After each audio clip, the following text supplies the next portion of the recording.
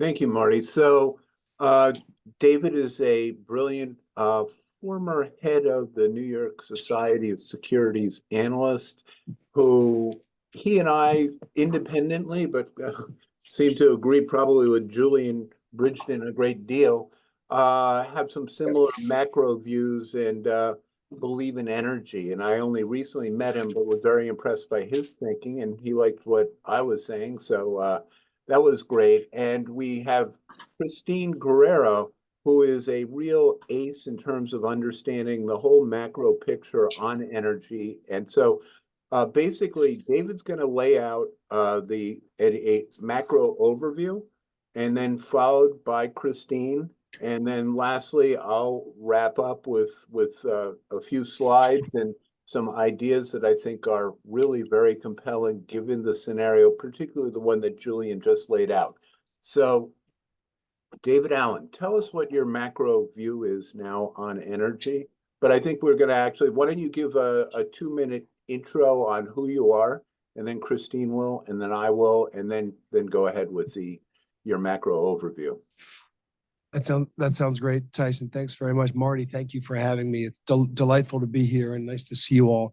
And I've been doing global macro since 1987, and I have some comments about the fiscal and monetary. We'll take care of that later, but what an amazing time, and what a great intro that Julian said. One of his remaining remarks was, well, you need to be long commodities in a fiscal Armageddon type scenario. Now, I'm not a perma bull.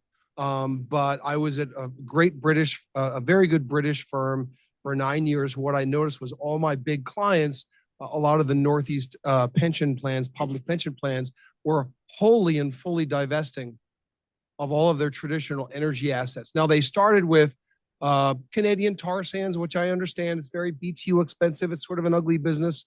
We don't do tar sands at Octane. Then they went to thermal coal. And then they went out and said, we're just going to get rid of all this stuff because they're worried. If you're in Albany or Harrisburg, you're worried. If you're down in City Hall, the Bureau of Asset Management have fully divested of Scope 1 and Scope 2 securities.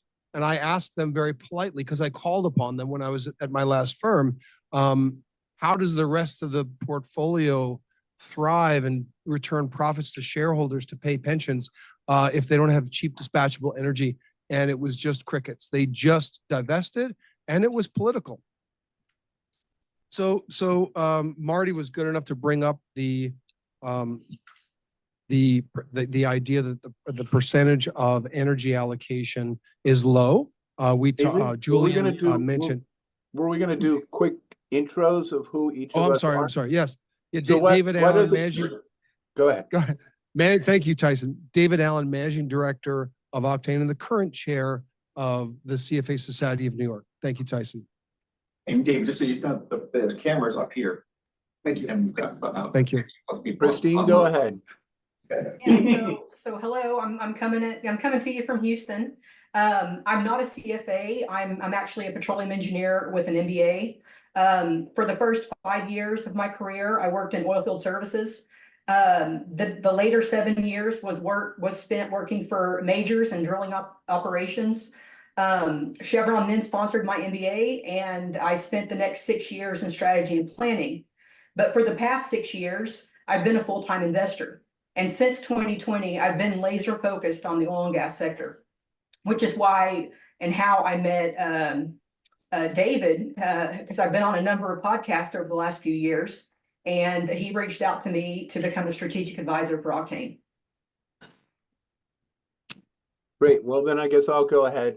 I'm Tyson Halsey, also a chartered financial analyst. I have an investment firm called the Income Growth Advisors, and I've done a lot of work in MLPs and in energy. I also have a startup called Optima Process Systems, where I work with a couple energy engineers, and it's one reason that I have both insight on the public level, but also on the private level in the energy space. And I've been fortunate. In fact, that's how I got to know Marty. I actually raised money for one of my startups. So if anybody's got a business and they want to raise money, this makes an excellent forum of qualified investors. So David, go tell us what your macro perspective is. And why don't you take about Thank you, Tyson. 10 minutes? Thank you. So, as I mentioned before, I'm not a perma bull. Stanley Druckenmiller has said he really likes Texans, but he's never not met a Texan who asks him for money to drill another hole in the ground. And we all saw what happened in 2015, 2016. Those are the Aubrey McClendon days.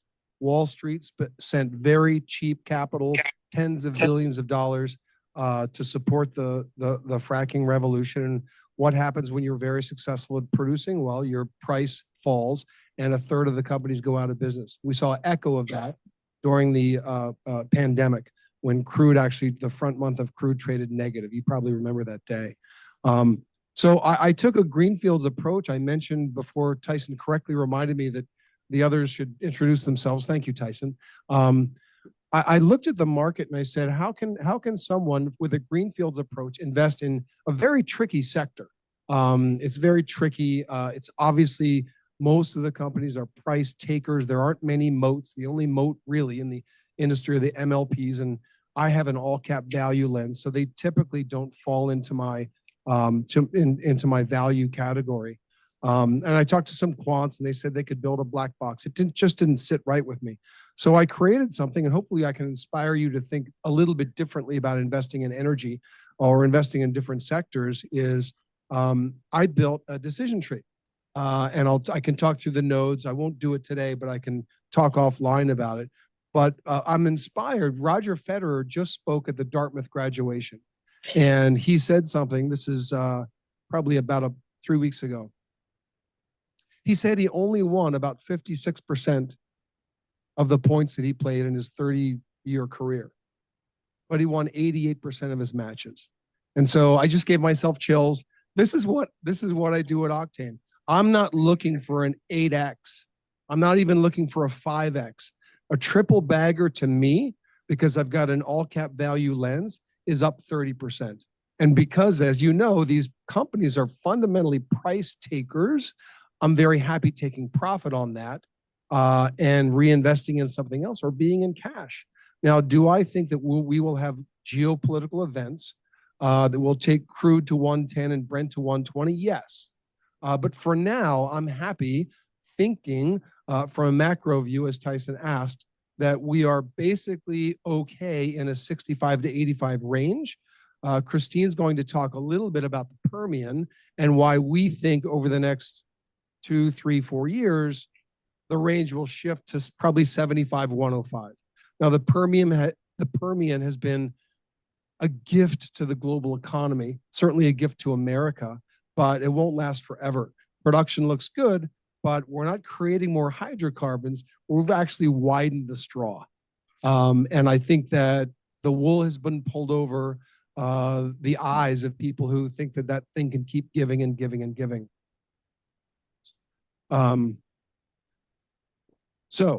Julian mentioned that everybody's long NVIDIA. There's a really interesting angle to the passive active divide. And I wrote a white paper on it. It's agnostic to energy. It's called Somewhere Under the Radar.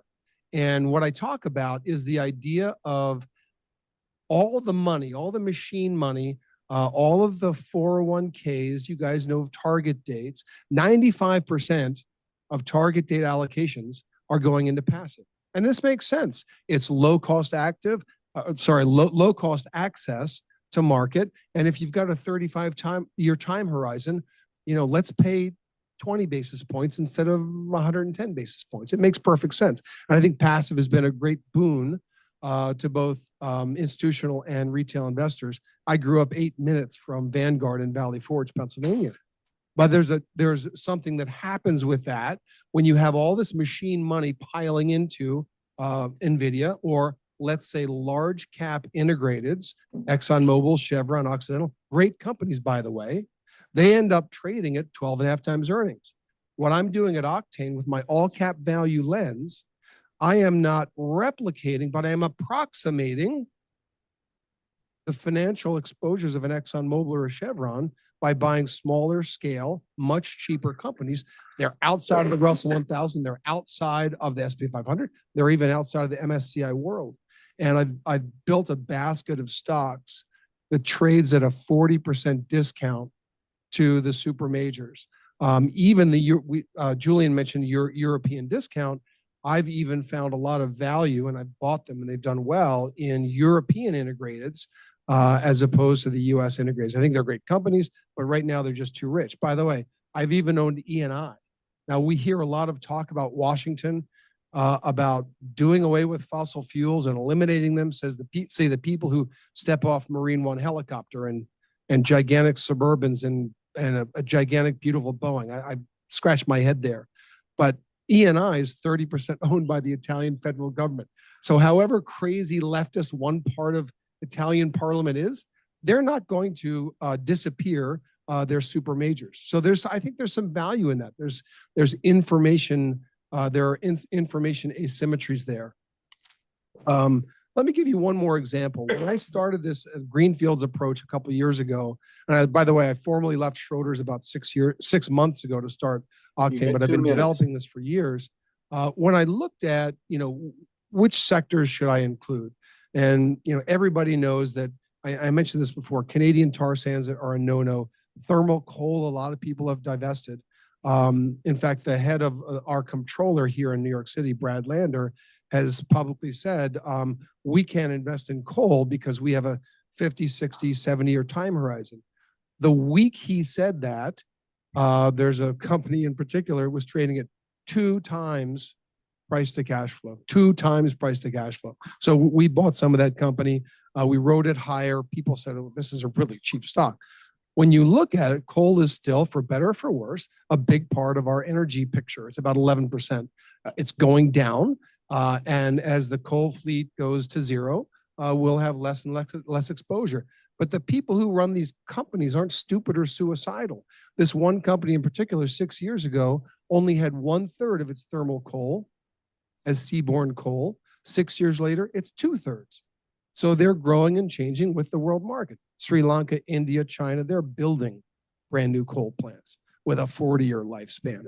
So I have a lot of stories, but I think, Tyson, correct me if I'm wrong. After each of us does our piece, we open it up for a brief round of questions, and then we pass along to the next one. I'm pretty sure that's how it goes. Let me just close with a few resources. I think that I see a lot of heads nodding, and you probably are interested in the energy space, whether you're directly or indirectly. A few resources which I call on all the time is Arjun Murthy.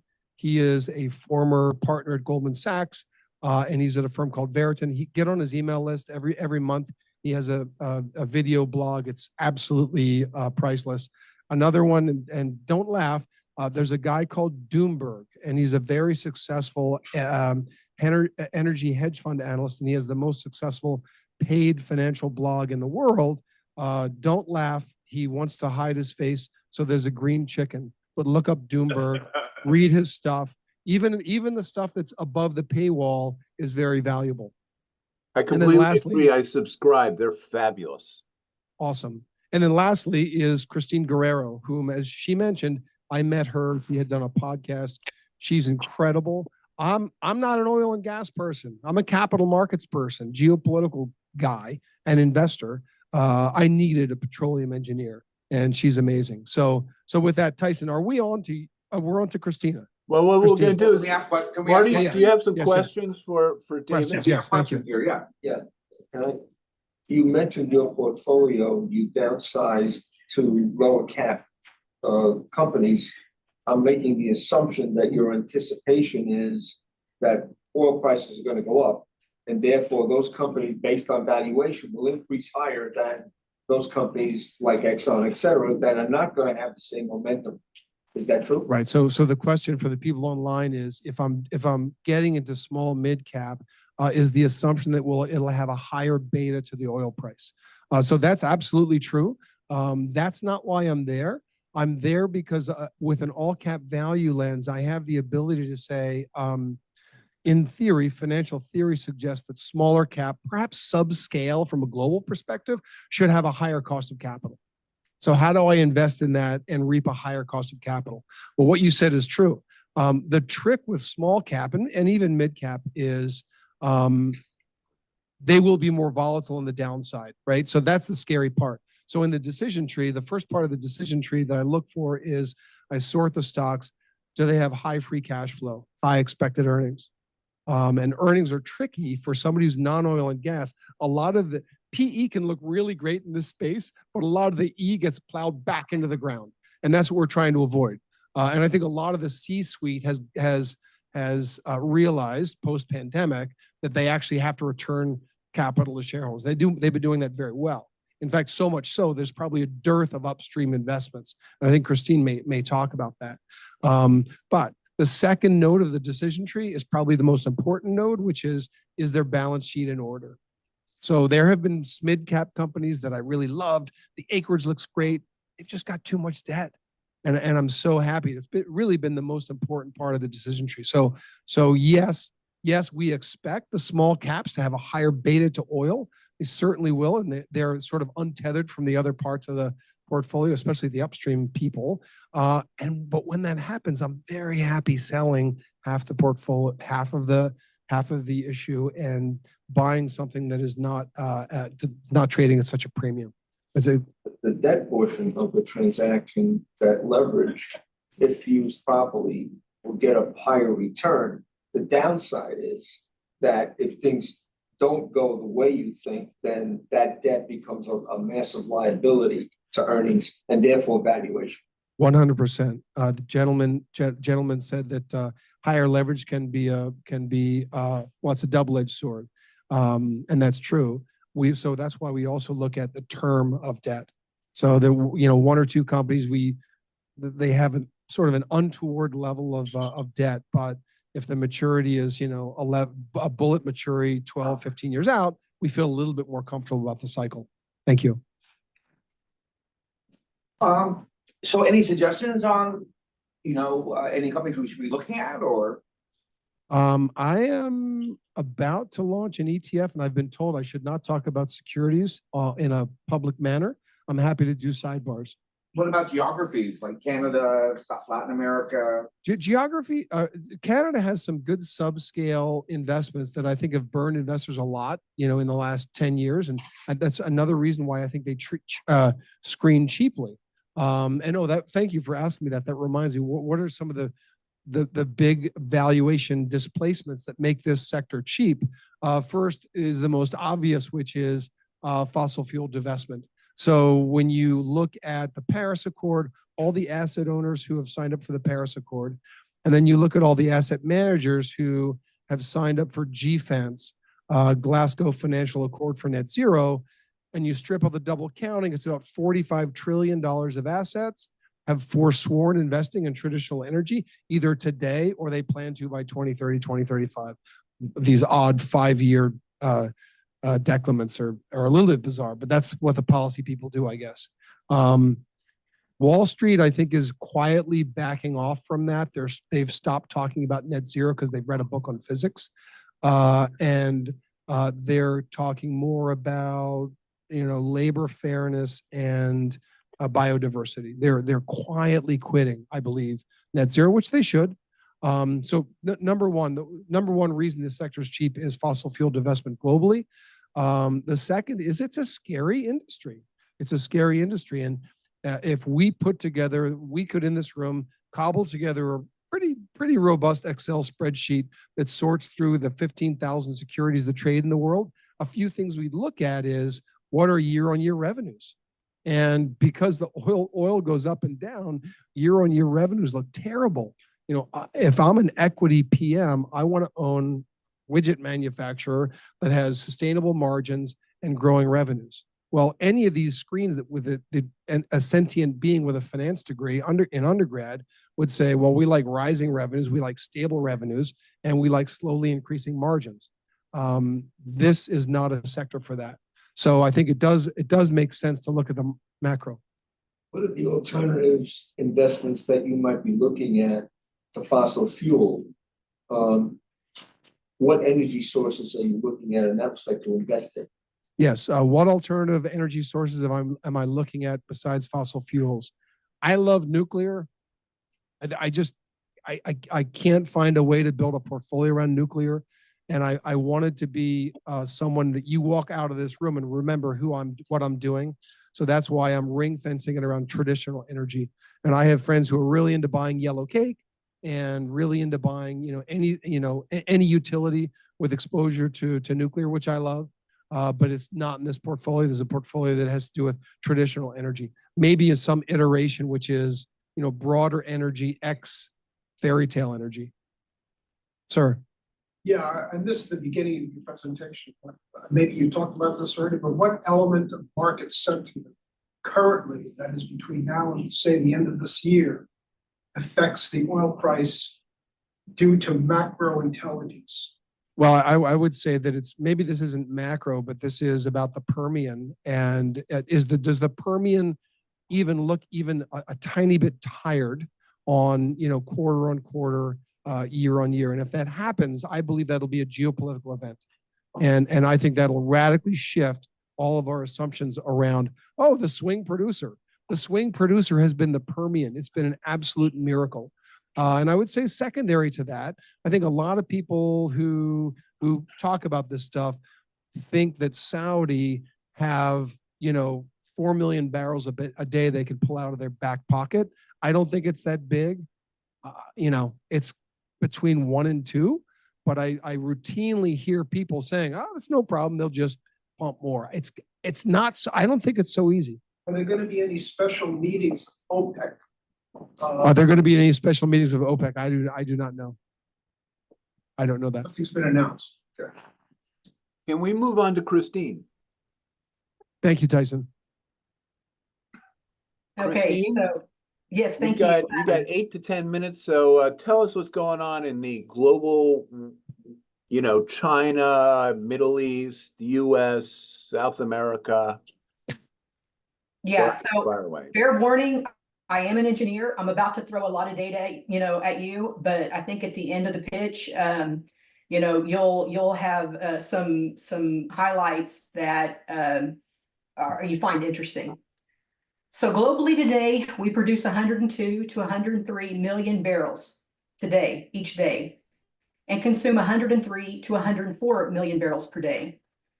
We are expecting to remain in this near-term supply deficit, commonly referred to as the OPEC put, into 2025, placing a floor on oil prices. Demand growth is strongest outside the US and Europe, where in the major developing countries like China, India, the Middle East, Latin America, and the rest of Asia are 6 billion people eager to grow out of energy poverty. These people consume 1/3 of our energy per capita, not because of climate activism and alternate energy adoption, but because affordable energy has simply been out of reach.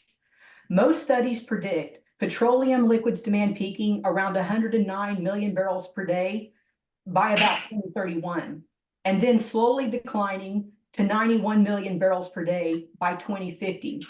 That forecast is equivalent to a 16% decline over 19 years, or only 1% decline year over year, and a scenario where much of the developing world remains energy poor. In layman's terms, oil demand is sticky. While we expect to see liquids consumption decline in transportation segments into the 2030s, thanks to EV tax credits and federal emission regulations, an extended plateau for jet fuel and petrochemicals is likely. Furthermore, neither the US nor the EU should be relied upon to meet their post-2030 EV targets, as issues around consumer pricing, consumer acceptance, charging infrastructure, and mineral supply will limit actual sales, which is why upstream oil and gas spending has now been growing for 4 consecutive years to $535 billion, with 80% of that spend outside of the US. Since 2019, the US, Brazil, Guyana, and Canada have added the most supply, 4.8 million barrels per day combined in 5 years. But globally, only 11 of the 20 largest non-OPEC producing countries have been able to at least maintain their production. The other 9 countries have declined, offsetting 1.3 million barrels per day of that growth. Of the 12 OPEC countries, only Iran and Libya are producing now more than they did in 2019. And OPEC overall is down nearly 1 million barrels per day as a group. Despite the declining rig count in the US, which has been driven by industry consolidation, globally, E&P spending isn't slowing down. Latin America, the Middle East, and Asian NOCs are all spending now more as they focus on boosting production capacity. This level of CapEx intensity has not been seen since 2015. However, it's important to note that in inflation-adjusted terms, global E&P CapEx remains 33% lower than it was just 9 years ago. By 2034, Wood Mackenzie believes the industry will need to add 22 million barrels per day of new liquids production from unsanctioned projects to replace persistent declines in legacy oil fields and meet future demand requirements. 22 million barrels per day is equivalent to replicating more than 80% of the crude oil production OPEC is currently supplying. Globally, deepwater should be able to deliver about 5 million of those barrels, mostly from Brazil, Guyana, Mozambique, and Norway. Offshore Namibia is another popular exploration hotspot, but remember that it took Guyana 5 years to go from discovery to first oil and another 5 years to scale up to just 600,000 barrels per day. Even the much talked about Vaca Muerta shale formation, which grew 29% in 2023 and now makes up about half of the total petroleum output in Argentina, will only deliver about 1 million barrels per day by 2030. So the majority of those 22 million barrels per day needed will have to come from activating marginal barrels at higher prices, brownfield exploitation, enhanced oil recovery techniques, and incremental developments around the globe. By now, I hope you're starting to understand that it's really hard to add even 1 to 2 million barrels per day per year, especially after a decade of underinvestment and in the face of dramatic oil price volatility and a highly charged political environment.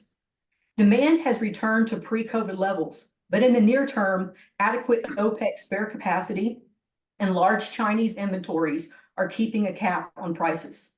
If any major supply disruptions or further elevation of Mideast risk occur, there's still present further upside oil shock potential, although the market is hesitant to price this in. I believe this is due to investor complacency as a result of the US oil shale boom. Here's the history. After the financial crash, the global oil market normalized. Energy was approximately 10% of the S&P 500. And from 2011 to 2014, oil range traded between $90 and $110 per barrel. In today's inflation-adjusted dollars, oil would be range trading between $125 and $150 per barrel.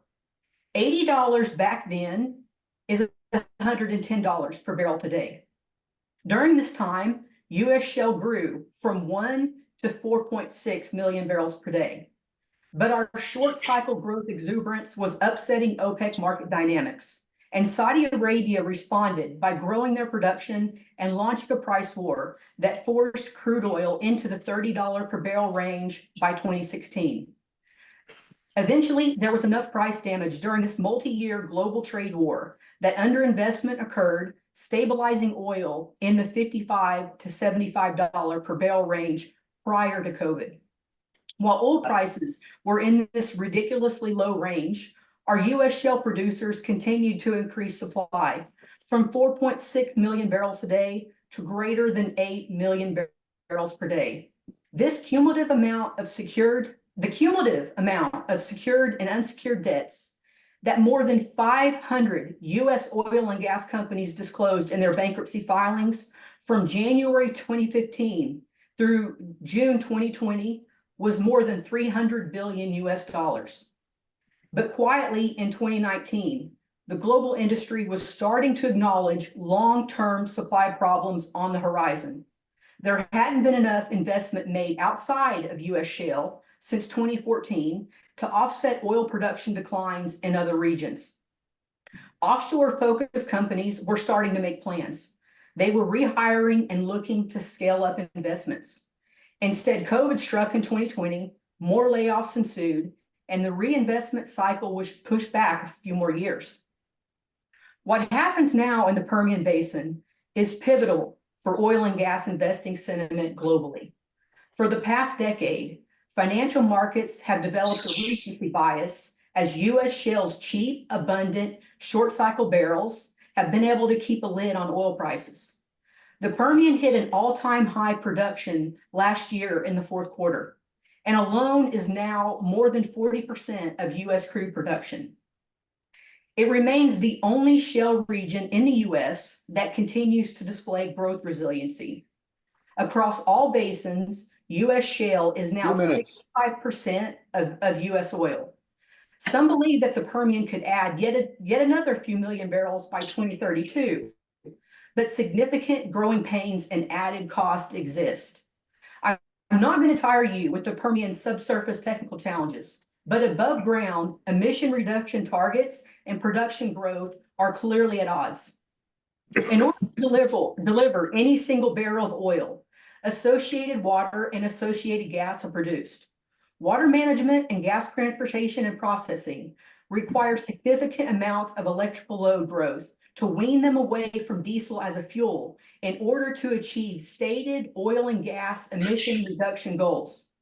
Meanwhile, year over year, the Permian Basin is producing a higher percentage of water and a higher percentage of gas with each physical barrel that comes up out of the wellbores.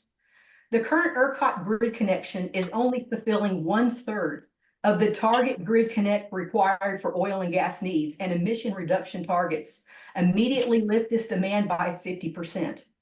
The projected oil and gas load demand forecast entails an eventual fourfold increase from 2032 if increases in oil and gas production continue. Without adequate power supply, stakeholders will have to choose between Scope 1 and 2 emission reduction goals and maintaining oil and gas production volumes. This is a significant bottleneck, as Texas's ERCOT advisors believe that power transmission growth is capped between 3% and 4% per year due to manufacturing constraints beyond anyone's control. I believe that the Permian Basin flattening and rolling over will be the shot heard around the world, leading to a higher energy weighting in the S&P 500. A signal that despite long-term macro factors pointing to further demand growth, it won't occur at any price. It will signal that the U.S. will no longer be able to scale short cycle barrels meaningfully and is likely about to become a net importer absent of higher prices. The hard truth is that upward demand pressures of global population and GDP growth outweigh the downward pressures of energy efficiencies and carbon emission policies. This is why I stay laser focused on investing in the sector. Thank you, Christine. That's great. Do we have any questions? Yeah, I'd like to ask a question. You're indicating a shortage of fuel or energy through 2050. How is that supply and demand going to be filled, especially for countries that are not getting their adequate supply or have access to that? And where does ANWR fit in, and Alaska fit into this? Because ANWR, from what I understand, has sufficient capability to equal what the Middle East is almost producing.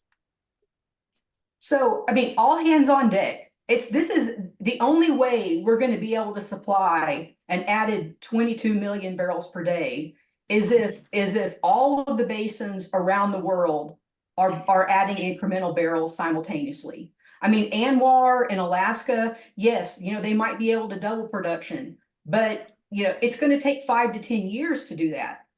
Yeah, and like barrels just don't come online. I mean, Guyana is considered to be an oil and gas fairy tale. It's the greatest oil and gas exploration and development story, that I've ever heard of. I mean, like, companies are desperate to get into that play, which is why Chevron is trying to buy out Hess. But 2015 was the first discovery. 2019, 2020 was first oil. And even today, with record-setting project execution and phenomenal production from their wells, I mean, here Guyana's 600,000 barrels per day, and over another 5 years, it might double that. It might get to 1.2, but it's really, like I said, it's all hands on deck. We need all regions, not just one, contributing more barrels. And then as the oil price increases, you will start to see more marginal barrels coming out of old basins. So long as there's capacity for that. Because right now in the Permian Basin this year, like since we hit that peak in the fourth quarter of last year, we've actually been capacity constrained on natural gas takeaway capacity. So the Permian really hasn't been able to grow until another pipeline comes online, which should be occurring at the end of this quarter. But that's not going to fix all the problems within the Permian Basin, in terms of wastewater disposal. So yeah, it's everywhere. It's everywhere. There's not going to be one basin that fixes this problem. There needs to be significantly more investment, and that investment, will ultimately deliver more barrels, but it takes time. So this isn't really a lack of supply, it's a lack of deliverable supply and probably malinvestment in other alternative energies that haven't really paid off versus just operational, dotting your I's and crossing your T's and delivering stuff. Right? So the supply is in the ground. It takes money to pull it out. yes, right. Money and time. Exactly. Like I said, Those are more a lot of expensive time. barrels. I think it More was expensive barrels. 2020 or 2021, Suriname had its first discovery. And I think that they have discovered a few billion barrels there in Suriname, which is right next to Guyana. But we probably won't see our first FID until the end of the year. And then in 2028, Suriname will deliver 200,000 barrels a day. So, and these are exceptional growth stories. These are exceptional, oil fields being activated, but it just takes, it takes time. Doesn't deep water take like 7 years and the fracking take like 2 to 3? Can you, the long cycle, short cycle? So the initial investment decision normally takes 5 to 7 years. But the thing about conventional oil fields and deep water, which are conventional oil fields, is once you bring those wells online, they have multi-year production plateaus and then gradual declines in later years. But short cycle is just that. You bring a short cycle well online, and within a matter of months, it hits peak production, and then it exponentially declines. And in my opinion, it's actually a huge problem that the US has 65% of its crude production now a short cycle, because it means that we cannot get off the treadmill.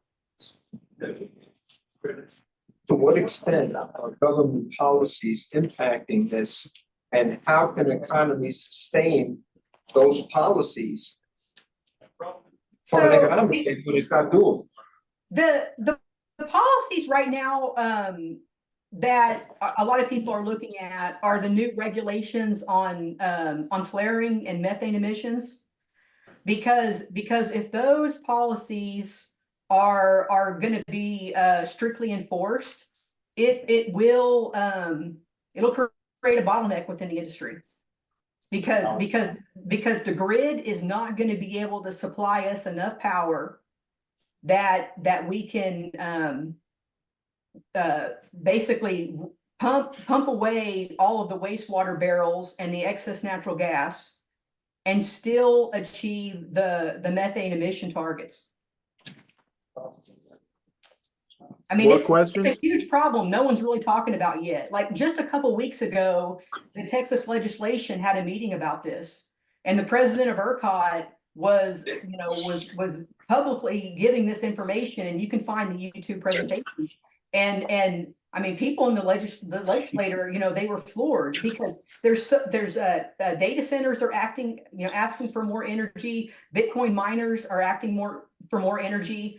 But the reality is our growth is so capacity constrained because of manufacturing bottlenecks that right now we're not going to be able to come anywhere near being able to supply all of the power generation that is potentially in the queue. And so the government's actually going to have to choose winners and losers, potentially, and they've said that they're going to choose the industries that create the most jobs. Christine, that's great. Can you put your phone number and contact information in the chat spot? Because I'm sure there are people who want to give you a call and pick your brain due to the immense depth of your technical and broad-based know-how. Hey, Christine, by the way, I understand AI is pretty energy intensive too. It is. So right now, And AI quantum power computing. demand. Yeah, so AI power demand right now is about 2.5% of the US grid's load demand, but it's also expecting to scale up to about 7.5% of US nationwide load demand by 2030. That's great. That's awesome. I'm ready to start if Christine is done. And what I want to do is I want to share a couple slides. Perfect, Tyson. All right. Can everyone see the great rotation? Yes. So we see David Allen, Managing Director of Octane, Christine Guerrero, who just spoke, the energy analyst there and petroleum engineer, and myself, Chartered Financial Analyst. Income Growth Advisors is my investment firm. And it's interesting because Julian said a lot of things on a macro and market level, which I very much agree with. And so without further ado, I'm going to talk about the market. And I think that, interestingly, we are at a market that is expensive. He had his charts, I have mine.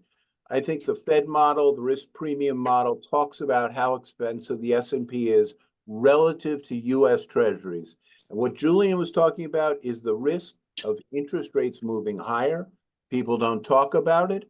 I think it is a real risk, but I don't know. But what we do know is, in a very quantitative manner, we can value the S&P 500 versus a 10-year Treasury.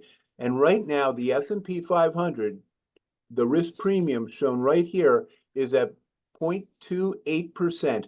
And it's been 22 years since we've been that expensive, and that was in 2002. Now, it got negative, and that was a huge bubble, which preceded an 82% decline in the NASDAQ and a 52% decline in the S&P. But if earnings slow, the economy slows, or we have higher interest rates, things could get ugly. But for the moment, I don't want people to be panicked. Earnings are actually moving up rather nicely, and the most recent data we had was very positive in terms of inflation. So right now, the wind is still at our back. It is feeding what I believe is a euphoria. Everyone should remember Robert Shiller's irrational exuberance. And I think that his book, and he is the Nobel laureate economics professor at Yale, who wrote that book in March of 2000 and said really that market cycles are driven by psychology. And all those bubbles are the same. So 1929, 1974, 2000, and what the behavior that I see is very similar to those bubbles. And I feel that AI is great. It looks like it's just killing it, but there gets to be a tendency with human behavior where we just take things to extremes. And I believe this parabolic behavior, specifically of NVIDIA, but in general, really signal things have gotten unhinged and are scary. The consequence, and this overlaps with what David was saying, is I think there's a massive factor in terms of capitalization weighted indices, specifically the S&P 500 and the triple Qs, where the largest weighted stock in those indices gets more money. And now that NVIDIA is the largest, they get, every time somebody is in these passive programs and they put it into the S&P 500 or the triple Qs because that's what everybody does. They got 60-40. They're getting more money, but parabolic moves blow up ultimately. It's when everybody throws all their money at the same stocks and then suddenly things change. The earnings slow, the multiples collapse, and then you have huge declines. And I don't know whether it's next week or next year, but the value proposition is to be moving away from the mega caps and consistent with what David Allen was saying. Here is a chart of the triple Qs versus the XLE. These are two ETFs which reflect both technology and growth in terms of the triple Q. But in terms of energy, the XLE really represents value and energy. So what you see from the last bubble in 2000, tech got way overvalued, but for the next 10 to almost 15 years, you had outperformance then in energy. And then since about 2014, 2015, energy has started to underperform and the NASDAQ large cap growth have outperformed. It is my belief, and I think Julian would agree with, and so would David Allen, that we may be at a point, and when that point happens, and maybe Christine just put her finger on it, it's when the Permian rolls over, things will change. So I'm going to give you what I believe, in my mind, is the best idea I've had in my career.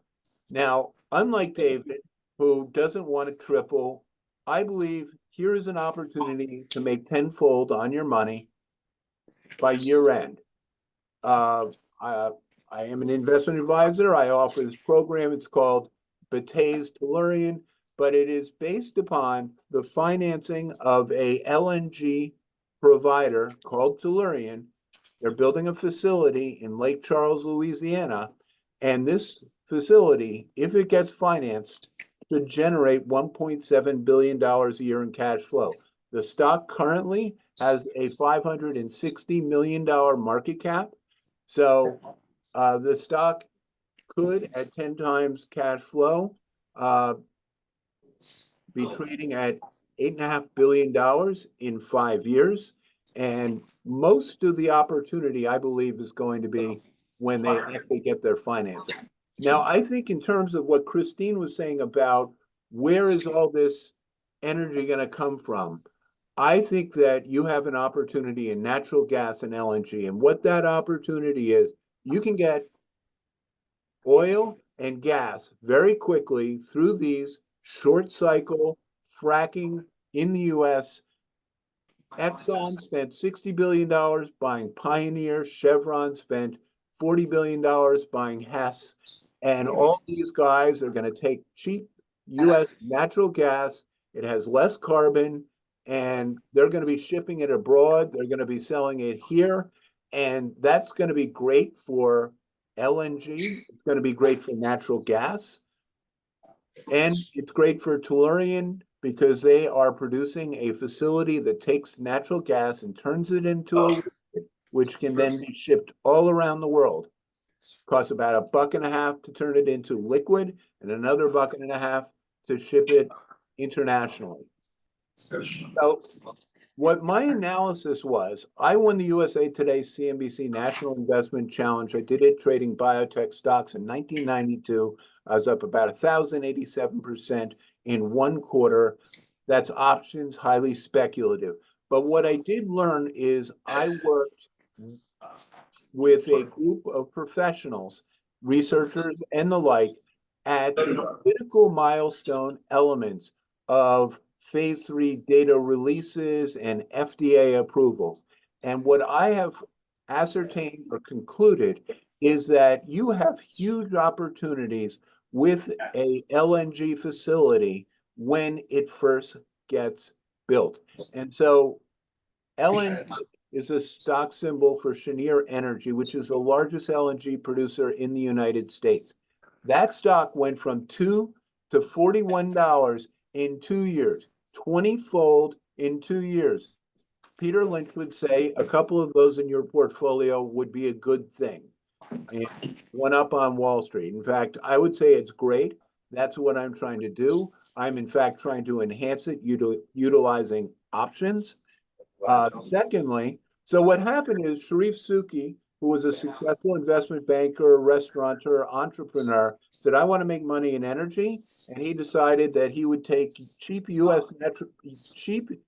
natural gas from abroad, turn it into a liquid, and import it. And here's something fascinating. During the development of fracking technology, they got really good. And suddenly, first, they built a gasification facility to take cheap LNG from abroad and produce cheap natural gas here in the US. Suddenly, they're drilling and they're finding there is all this associated cheap natural gas. And so Sharif Suki and Cheniere Energy, which went from 2 to 40, went sideways for a couple of years, but ultimately they came to the point where it's like, holy shit, we have more natural gas that is cheaper. Your facility, your business plan is upside down. Stock goes from 40 all the way back to 1. So I think his name was Aubrey McLennan over at Chesapeake, went and called up Sharif Suki, or maybe they had lunch or drinks, who knows. But he said, Sharif, you've got to build liquefaction. You need to build liquefaction. And they took their plant in Sabine, Texas, and they shut it down. And they said, all right, we're going to build a liquefaction facility, an LNG facility. And then from $2.50 in 2010 to 2014, that stock went from $2.50 to $82. And you know, a couple of those in a portfolio makes a lot of difference. And frankly, if you can own long-term calls on that, you can make a fortune. And that is the opportunity that I think is before us with Tellurian. Now, the company has a investor presentation on which I base some models, but basically they expect in 2029 to be generating $850 million in cash flow, and in 2031, 2032, 1.7 billion in cash flow. So I basically said at 10 times the 850 million cash flow, you get a $8 billion, and depending upon the multiple, but call it an $8 billion valuation, and then discounted it back. Right now, this stock is discounting at a 75% rate, which is huge. It's like the odds are it's not gonna happen. But if they get financing, that's a slam dunk. And what I believe is the new management there, they are paying off a going concern with the sale of Haynesville assets that close this Friday. I believe, and it's been reported in Reuters as well as at Bloomberg, Saudi Aramco, by far the largest oil company in the world, is interested in funding this facility, as well as Woodside, which is a huge LNG facility out of Australia. And so why does Saudi Aramco want to invest with Tellurian? Because they have a huge facility that they're building, and the Biden pause, the DOE pause, has sidelined all the development projects. And they have, and for Saudi Aramco, which generated $28 billion in the last quarter, they want to get into LNG. It's cleaner, it diversifies, and that is one of the sources of where energy is going to come from. So my estimate is that the stock could be at $4 by the end of the year, maybe even 6 or 5 once they get the financing. So the news regarding financing is very key. And so what happened is a month ago, the sale of their upstream properties, Tellurian sale, was announced. It closes this Friday. They will use, of the 260 million, 224 million to pay down the debt that has a covenant that causes a cash wall that's driving their going concern. And they also signed a HOA, heads of agreement, to buy 2 million tons per annum of LNG. And what Bloomberg and Reuters have reported is that they're in discussions with Aramco and Woodside. And the deck that the company was looking at, I've studied this company for about 2.5 years. And the way they're going to finance a 12 to $15 billion facility. Was they're going to get 7 billion in debt, and Blue Owl was going to put in a billion in mezzanine finance, and then they're going to get money from equity funders. It is now they are going to, and in their presentation, have at least verbal commitments to raise $9 billion at 6.25%. And so when you think about the capital stack, the biggest risk is the equity. Those are the guys who lose if it doesn't work. So if you get, let's say, $2 billion from Aramco and Woodside, maybe even Chesapeake or Exxon, who knows, maybe even Bechtel. Bechtel already owns a piece of Tellurian. Plus, Tellurian's already invested $1 billion, but 9 plus 2 plus 1, you're already at $12 billion. And I believe that the bank debt will probably lock in the September timeframe, maybe August. But what is really critical at this juncture is securing the equity. And people are saying that on the announcement of the pay down of this debt that's causing the going concern, you are going to get some announcements of maybe it's heads of agreement, maybe it's a memorandum of understanding, but very quickly, this company will start seeing the capital that it needs to get its financing. And what I have seen time and again is that when you get that financing, it is off to the races like no other stock you've owned. So what is Batey's Tellurian? It is a program that we set up on the brochure rules. It is a 2 and 20 program, but we will invest in Tellurian. We will invest in options that we think are attractive values, and that is adjusting for the unusual convexity of the opportunity. In other words, these stocks have massive beta, and this is who I am, and I am done. Question. Tellurian is a public company right now? Tellurian is publicly traded. That is correct. It has to raise $10 billion to open up this new plant? That is correct. And you're saying it's a high probability? I am saying that each time there is an announcement, the probabilities decline. And so what is currently being discounted at a 75% annualized rate will decline materially if you get a commitment of Saudi Aramco and Woodside, and they put up the $2 billion in risk capital, because the management team of Tellurian has built 78% of the LNG facilities in the US. They understand how it gets done. You get the risk capital, then you get the bank construction debt. Banks will loan all day long to a project that has feedstock, has a process you can bank on, and has offtake, because it is highly predictable cash flows.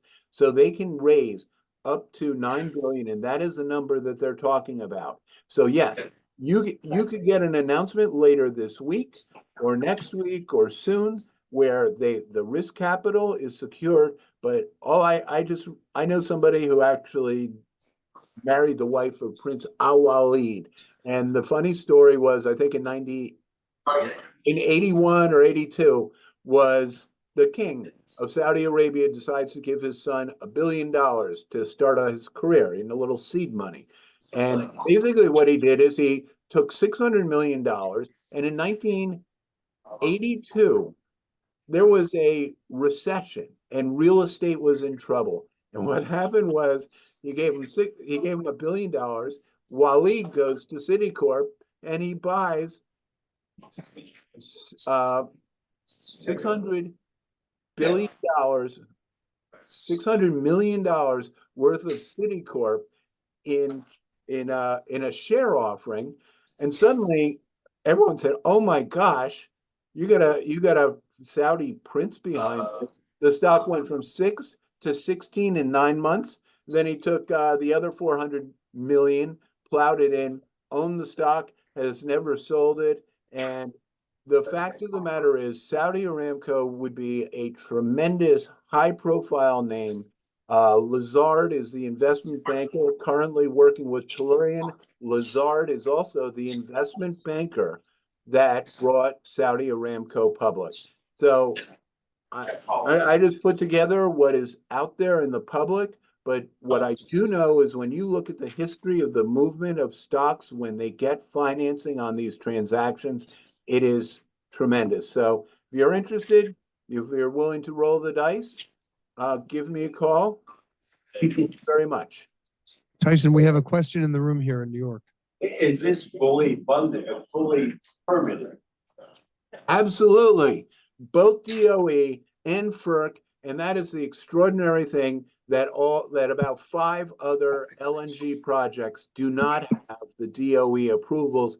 And Jennifer Granholm said, don't worry, shortly after the election, this pause will be released. But Potent Partners, an institutional natural gas research firm, said a week ago, hold it. This is a lot more complex. This is a 2-year hold on all these projects. So LNG right now is a big hot transition fuel. People want to get into it. And that's why right now, Tellurian, which was practically left for dead earlier this year, is suddenly the Cinderella stock. And I'm very excited about it. Hey, Tyson, do we assume all of this LNG goes to Europe? Is that the offtake? No, actually more of it will probably go to Asia. Interesting.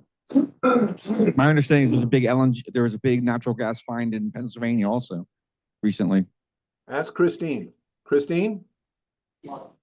I mean, I wouldn't call anything big that's in a developed basin. I mean, there's a lot of gas growing out of Israel right now. I mean, also Australia has sitting on tons of natural gas. I actually drilled an exploration well there in 2013 and found, you know, a huge gas field that, you know, will eventually probably go into the Wheatstone queue. But yeah, there's a lot of gas in the world, but the gas price volatility, you know, impacts the acceleration of those developments. So. Now you have this complicated situation in the US where I think regulators are trying to figure out how much natural gas needs to stay here for domestic consumption because of our power needs. I mean, our power needs are building like they can't even keep up with the forecast. Because year over year, our power forecasts are climbing so much higher than the previous year's forecast that people are dumbfounded. I'd like to just add to what Tyson said about the importance of LNG. I used to call them the UN pension a few blocks from here, $80 billion pension. They were very keen on lowering CO2 emissions across their portfolio. And I think Tyson's right. LNG is such an important fossil fuel. And the only reason the United States has a smaller carbon footprint today than we did in 2005, it's LNG. So it's magical, even if you are, you know, anti-emissions and pro Davos, it can be a magical transition fuel. There is a global transition between LNG and coal, and there is a powerful argument if you substitute all the coal burning with LNG, and if we produce it cheaply, we will get to 0 carbon emissions by 2035, not 2050. We won't need electric cars. There is that argument. It's been made very articulately by EQT. Just go to their website or give me a call. And that is one of the reasons right now it is the hot area. But I also agree with David. I think in 10 years, you're going to start seeing new, smaller nuclear reactors start generating some of the incremental. So it doesn't have to come from fossil fuel, but both of them are transition technologies. Marty? Great job, guys. Thanks so much. Thank you.